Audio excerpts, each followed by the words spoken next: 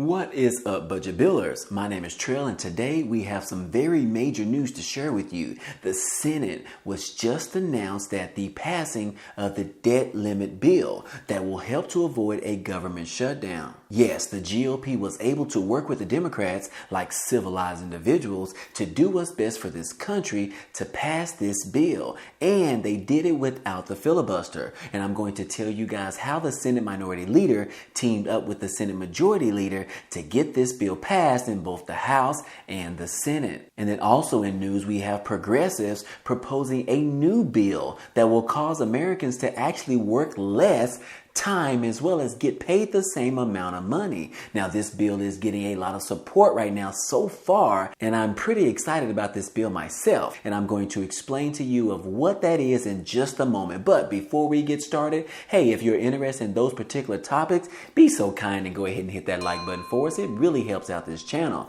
And if you haven't already, go ahead and subscribe to the channel. It's totally free. Now let's go ahead and jump right back into this video. Hey guys, Fannie and Freddie Mac are now approving of $1 million loans. Now, what exactly does that mean? Well, Fannie Mae and Freddie Mac climbed after their regulator announced that the mortgage giants will be able to back loans worth nearly $1 million in some of the most expensive U.S. housing markets. Now, reflecting the surge in home prices during the COVID-19 pandemic, Fannie and Freddie will be able to buy loans of $970,000 in areas including San Francisco, Los Angeles, and New York City. Now, in other parts of the country, loan limits will increase to $647,000 next year from the current amount, which is around $548,000 in 2021. Now, what does this mean for regular people like you and I? Well, it doesn't mean a lot because we don't live in $1 million homes. So moving right along. Now, the FDA has now authorized the Pfizer COVID vaccine shot booster shots for 16 and 17-year-olds. The Food and Drug Administration on Thursday expanded the emergency use authorization for the Pfizer BioNTech's COVID-19 vaxxed booster shot to include those between the ages of 16 and 17 years old. Now, this move could expand access to booster shots at a time when there's increasing concerns about the Omicron variant. Now, Pfizer said on Wednesday that 2 doses of their COVID-19 vaccine were significantly less effective at neutralizing Omicron in earlier lab tests, but a 3-dose regimen was more effective. So now you're telling us this when we thought that we got the vaccine already, when we got the 2 shots, we've already thought that we were protected against the Delta variant as other the original COVID-19 variant and now the Omicron variant. And now you're telling us that we need a booster shot to actually give us a total of 3 shots in order to be protected against this new variant called Omicron? Yeah, Pfizer. Just when we thought we trusted you. But anyways, guys, hey, these booster doses is to be administered in at least 6 months after the completion of the primary series, which is the first 2 doses of the shot. Now, they're saying that you will need a booster shot after it's been more than 6 months since your original 2nd dose of the Pfizer vaccine. Now, the booster vaccinations increasing the level of immunity and drastically improves protection against COVID-19 in all age groups studied so far.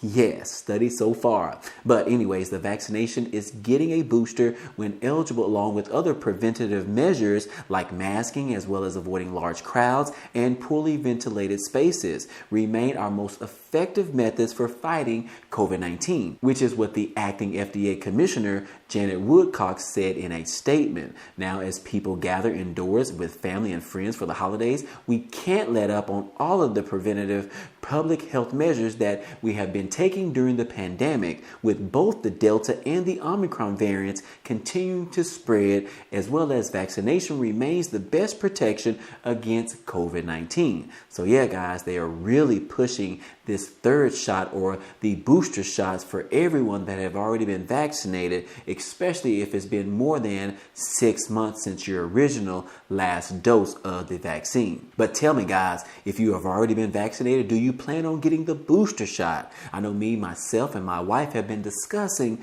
whether we actually want to go ahead and get the booster shots as well, because we had our original vaccinations back in April of this year, and it's been over 8 months so far. So we really need to make that decision on whether we want to go ahead with these booster shots or not. But tell me, guys, let me know down below if you're going to take the booster shot as well. And now for some stimulus update news, guys. And this is the major news that just came out on Thursday. Yes, guys, I told you yesterday on the video about the House had passed the bill to avoid a government shutdown by increasing the debt ceiling limit. Now, we just had on Thursday, the Senate was able to pass the bill to avoid a filibuster on the debt ceiling hike. And yes, the Senate was able to pass that bill. Now, on Thursday, the Senate voted to approve of a one-time exemption to the filibuster on raising the debt ceiling, capping off a months-long fight over the nation's borrowing limit. Now, senators voted 59 to 35 on this piece of legislation, which also prevents cuts to Medicare. 10 GOP senators voted with the Democrats to pass the legislation. GOP senators Joni Ernst as well as Roger Wicker, who helped advance the bill earlier, voted against the bill on Thursday. But the bill cleared the House earlier this week, and now it goes to President Biden's desk for his signature. Yes, guys, once President Biden signs it, the Democrats will be able to bring up and pass a debt ceiling increase with only a simple majority instead of the normal 60 votes needed for most legislations. Now, this is the responsible path forward. No brinkmanship, no default on the debt, no risk of another recession. We still have a few more steps to take before we completely resolve this matter. But I'm optimistic that after today's vote, we'll be on a path to avoid a catastrophic default, is what Senate Majority Leader Chuck Schumer said on Thursday. Now, the Democrats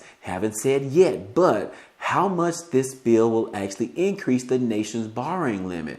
But they will need to specify a number in the debt ceiling bill. And the Democrats are expected to pass this debt ceiling bill before December the 15th, when Treasury Secretary Janet Yellen has told Congress that they need to act in order to keep the government solvent. Now, under this agreement struck by Chuck Schumer and Senate Minority Leader Mitch McConnell and passed on Thursday, the Senate will need to have up to 10 hours of debate before they can pass legislation to increase the debt ceiling. So yeah, guys, this is some huge news because we don't have to worry about the government shutting down and running out of money on December the 15th, which is actually next Wednesday. We are so close to that date, guys. And now we've actually had people on the right side as well as people on the left side get together and be able to pass this debt ceiling increase without a filibuster. So this is some major news, guys. And we also see right here in this article, it says that 14 GOP senators helped advance McConnell's debt limit deal. So yeah, guys, all we are waiting on now is that bill to reach the president's desk. And then he is going to act quickly to be able to sign this bill into legislation. And then they're going to figure out exactly how much money they're going to approve of in order for the government to have money in order to pay for its bills, as well as to push the government and this country along for a few more months, or at least until the end of 2022. Now, guys, this is some major news, as I stated, because Janet Yellen has already stated that we were going to run out of money next Wednesday on December the 15th. And now we don't have to worry about this during the Christmas holidays. So this is some great news, guys. But also we do have some other great news, because there are a few lawmakers that are pushing for a new bill that is going to bring 4-day work weeks to America. And yes, guys, that is to all of America, or at least to the people that actually work in America. I know some of you guys out there watching this videos don't work right now, but this is some great news because I actually still work a full-time job, guys. Yes, I still work a full-time job 5 days a week. But let's go ahead and take a look at this article, guys. This measure is a move towards a modern day business model that prioritizes productivity, fair pay, and an improved quality of life for workers across the country. So yes, guys, the Congressional Progressive Caucus is putting its weight behind a measure that could fundamentally alter Americans' traditional work week. Now, the Representative Mark Takano said the nearly 100-member group formally endorsed the 32-hour Work Week Act, noting the measure is a move towards a modern-day business model that prioritizes productivity, fair pay, and an improved quality of life for workers across the country. After nearly 2-year-long pandemic that forced millions of people to explore remote work options, it's safe to say that we can't and shouldn't simply go back to normal, because normal wasn't working at all for most Americans. Now, Takano first introduced this measure back in July, which reportedly garnered endorsements from several labor unions. Now, the bill would not eliminate 40 work weeks altogether, but it will require employers to offer employees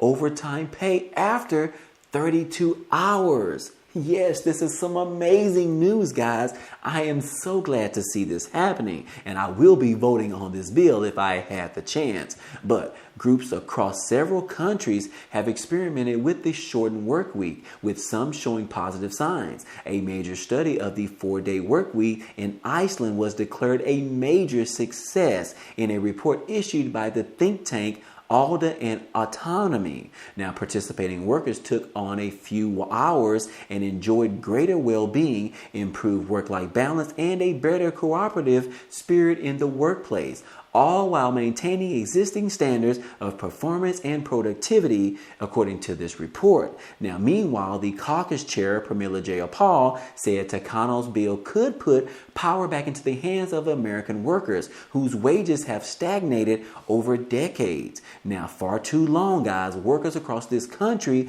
have been forced to put in longer hours as their work wages barely budge, according to Jayapal, is what she said. Now, Jayapal said that it is past the time that we put people and communities over corporations and their profits, finally prioritizing health, well-being, and basic human dignity of the working class rather than their employer's bottom line. Now, the 32-hour work week would go a long way towards finally righting that particular balance. So yes, guys, this is some major news, major news, because as we've seen, most of the people that have been able to work from home during this pandemic, like myself for the past 19 months, have proven to companies that we don't actually have to go into the office in order to be productive as well as get our work done. This pandemic has actually shown corporations that people can do the same thing by sitting at home and doing the same amount of work.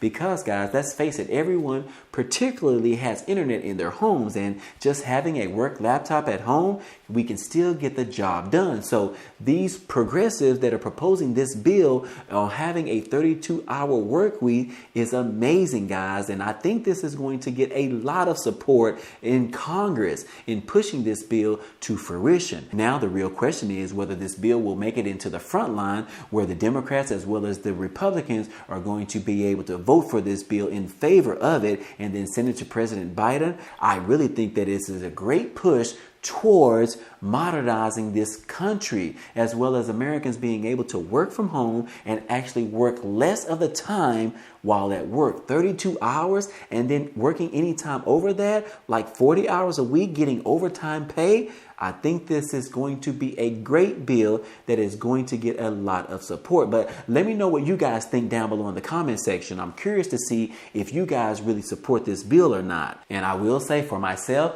I am supporting this bill. 32-hour work week. But anyways, guys, hey, that's all I have for you today. Now, if you enjoyed this type of content and you want to see more, hey, go ahead and subscribe to the channel. It's totally free. And if you like this video, then go ahead and hit that like button for us. It really helps out this channel, as well as it tells YouTube to share this video with others. But again, guys, hey, I appreciate you guys stopping by and watching, and I hope to see you on the next video.